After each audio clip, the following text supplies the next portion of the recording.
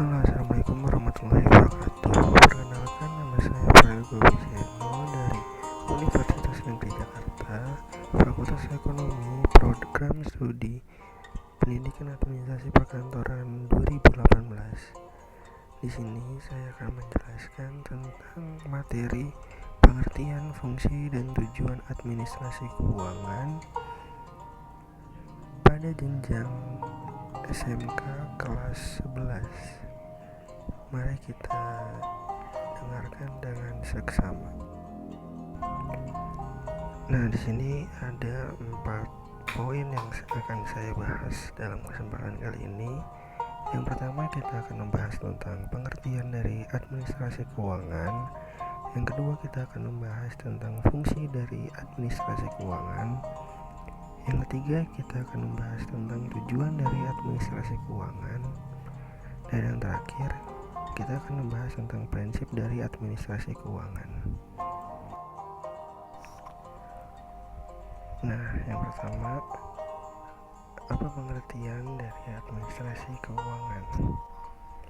Nah, pengertian dari administrasi keuangan itu ada 3 poin. Yang pertama, dalam arti sempit. Pengertian administrasi keuangan dalam arti sempit adalah semua kegiatan yang berkaitan dengan pencatatan, pendapatan, dan pengeluaran untuk membiayai berbagai kegiatan organisasi, di mana bentuknya adalah dalam bentuk administrasi atau akuntansi keuangan. Yang kedua, dalam arti luas.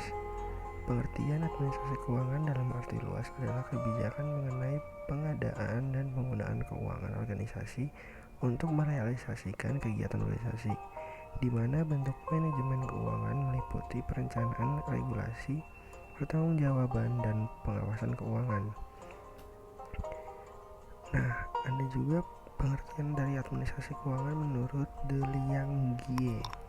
Administrasi keuangan adalah proses perencanaan, penyediaan, dan penggunaan uang di perusahaan atau organisasi.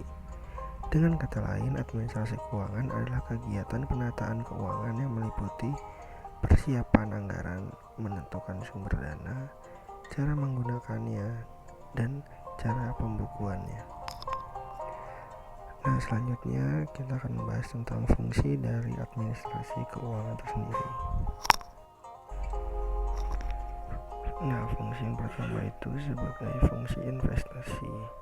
Fungsi investasi dalam hal ini adalah semua kegiatan pengolahan dana menjadi aset yang digunakan untuk mencapai tujuan organisasi. Investasi dapat diperoleh dari modal organisasi atau dari luar. Yang kedua, ada fungsi mencari dana. Dalam hal ini, fungsi mencari dana adalah fungsi untuk mencari modal untuk membiayai semua kegiatan yang dilakukan oleh organisasi. Selain itu, ia juga berfungsi untuk menyortir dan memilih berbagai sumber dana yang sesuai untuk setiap jenis kebutuhan. Nah, yang ketiga ada fungsi pembelanjaan. Ini semua adalah kegiatan yang terkait dengan penggunaan dana yang digunakan untuk membiayai semua kegiatan, baik milik sendiri maupun dana eksternal. Nah, yang keempat itu fungsi keuntungan laba. Ini adalah aktivitas membuat dan menentukan aturan dalam distribusi keuntungan dari hasil bisnis. Fungsi bagi hasil juga dapat dimasukkan dalam fungsi mencari dana. Dalam arti tertentu, perusahaan berupaya mengembangkan bisnis perusahaan dari dana perusahaan itu sendiri. Nah, dalam fungsi investasi itu dibagi menjadi 2 lagi, yaitu investasi jangka panjang seperti uang tunai, piutang, inventaris, dan sebagainya.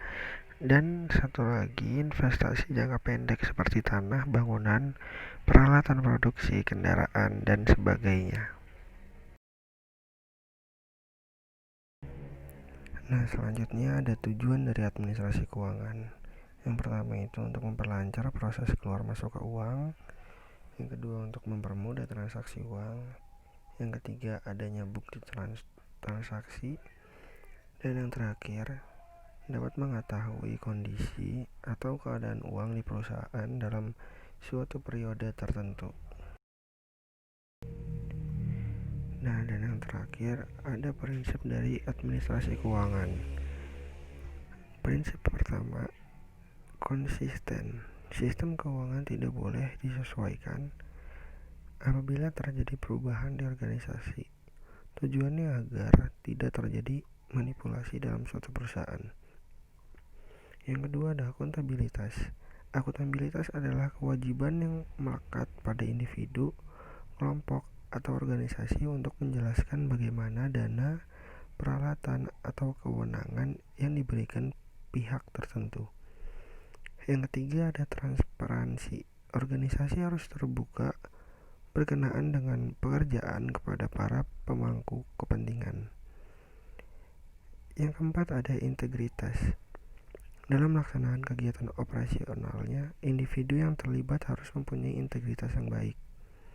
Yang kelima ada pengelolaan.